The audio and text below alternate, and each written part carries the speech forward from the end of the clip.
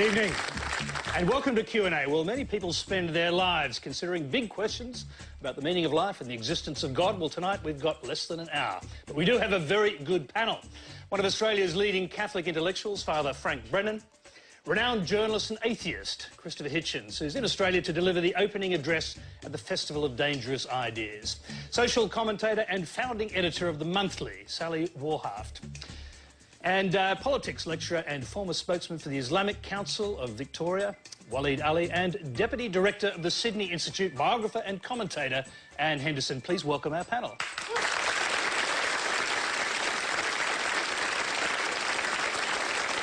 Okay. Now, remember that Q&A is live from 9:30 Eastern Time, so join the Twitter conversation and send your questions by SMS to 1975522 or to our website at abc.net.au/Q&A. Well, as we go to air tonight, there are reports that thousands may have died in the earthquakes and tsunamis that ravaged our region in the last few days. Well, these sorts of tragedies inevitably raise questions like our very first one, which comes from Edgar Menace. Yes, thank you very much. I'd like to speak to Mr. Hitchens. Thank you very much. I've noticed that you're wearing the Kurdistan flag again on your lapel. And we might come to that later, Edgar. The Kurdish also. Really thank you very much for that, for your solidarity to the Kurdish people.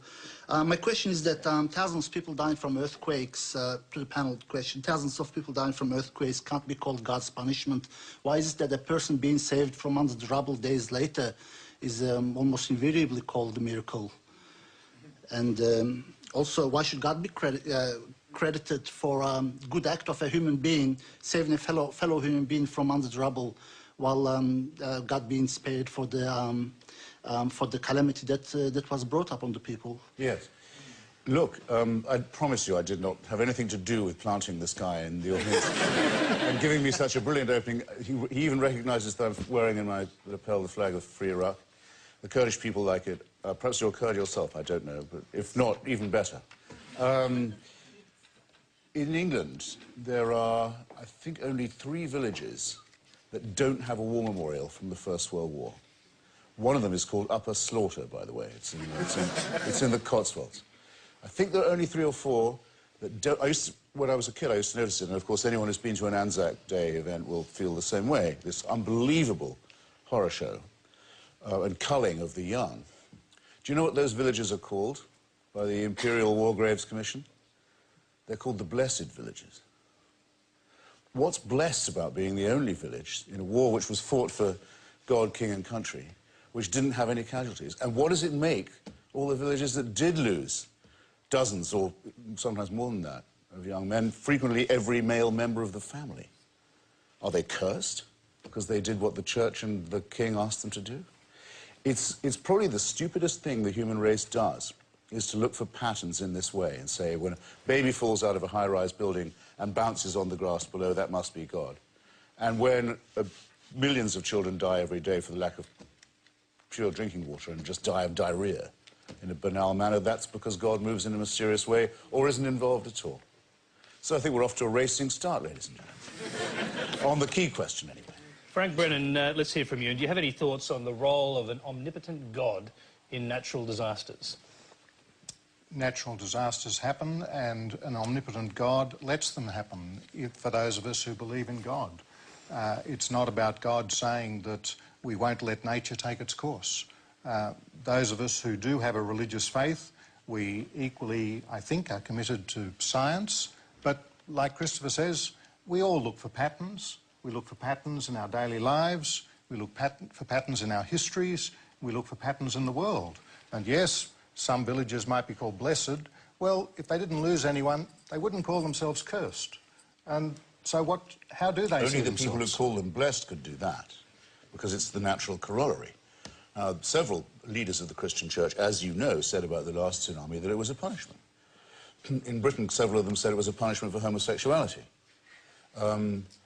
It used to be said that earthquakes were a punishment for sodomy. Since we're doing sodomy in the Lash, I thought I might as well bring this up. Oddly enough, the San Francisco earthquake only hit when San Francisco was famous for other things. When New Orleans got flooded, the only bits that didn't get flooded were the red light district. Okay? So anyone who says they know God's mind in this had better not mind looking a bit foolish. Or, which you obviously don't, or had better say, take responsibility and say, yes, by letting it happen, God must in some way wish it to. Let me bring Waleed... Why would you do that? Let me bring Waleed Ali into the discussion here. Do you have any thoughts on this? Well, and does Islam have a concept of a God that allows disasters to happen? Well, I think by definition, if you believe in God, you would have to say that at the very least God allows this thing to happen, because to say otherwise would be to presuppose that God lacks the power to stop it, which I don't know of any religious tradition, certainly no monotheistic religious tradition that would say that. I do want to say something that I definitely agree with in what Christopher said, and that is that this sort of very simple dichotomised thinking about natural disasters, that they are punishment or reward, and this is the prism through which we view them. I mean, this has to be some of the most rudimentary, unsophisticated thinking that religious people, and frankly irreligious people who perpetuate it even via criticism, have ever produced. I think it's a ridiculous assertion. And I've not really encountered a serious religious thinker, as opposed to one who is too busy playing forms of identity politics or some other kind of rabble-rousing, persecuting some rabble-rousing religiosity, who would argue that. The simple fact is that things happen in life that are, in our subjective experiences, grotesque, and other things that are wonderful. And our judgments immediately about whether they're grotesque and wonderful are, in a sense, beside the point. The question, I think, for religious people who are actually serious about being religious people, and with all the introspection that that implies, is what do you do about it and what do you do with it? It's possible that by surviving the earthquake and moving on to behave in all sorts of ways that you cast yourself into some kind of eternal destruction in religious terms. That's entirely possible, in which case you probably would have been better off to have been killed in the earthquake. It's entirely possible that by gathering all sorts of riches in life and having an easy life, that you are similarly just deforming your character as a person. So I think the key question is not so much what is God doing, although that's a perfectly legitimate question, a field of inquiry, but I think the more important question for people, particularly religious people, is who am I in response to this? What am I doing? Each of these is a test, whether you're on the good side or the bad side of it, and what do you do with it? And I'm more interested in that, frankly. Let's hear from Anne Henderson.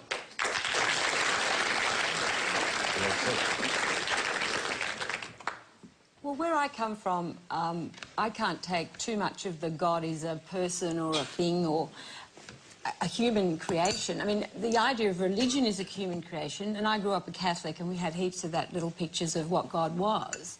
But God is meaning beyond meaning, and the reason so many human beings have kept on believing in a God is because so much of ordinary material existence here doesn't explain things enough. And whether God had anything to do with natural disasters, I'm really not very interested.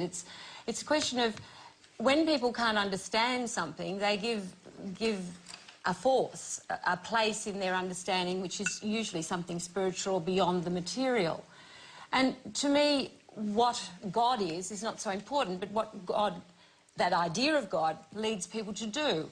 When the New Orleans tragedy happens, one of the most heroic acts was the way the Salvation Army was there on the spot the minute it happened. I spent 3.5 years going to Villawood Detention Centre and got very much involved, as Frank did, with the so-called illegal people that came to Australia without visas and trying to get them visas.